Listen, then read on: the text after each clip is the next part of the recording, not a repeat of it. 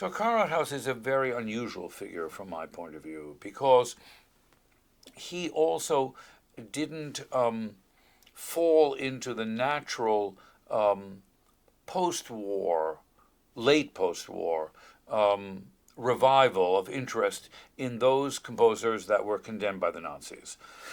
Sorry.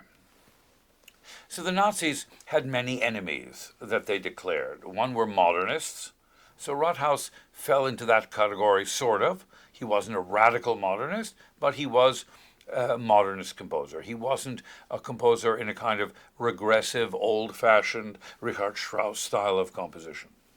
But he was not a self-declared Jew as a primary aspect of his identity, and somehow in the revival that many people have observed of composers who emigrated from Austria and Germany, he was not a concentration camp victim. He was not brought into the group that experienced some revival, particularly in the 70s and 80s, from the old Entartete Kunst group, the degenerate.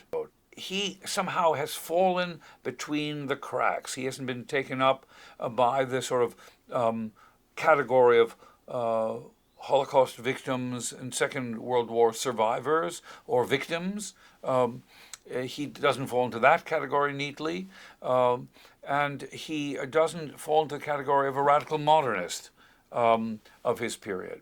He's somewhere in between. That's what makes him interesting, because he has absolutely an original voice, but one that we have a tendency to overlook as we go to the more familiar categories of individuals in terms of their history. So we like to see the people whom we can understand easily. Karol Rathaus is extremely hard to understand.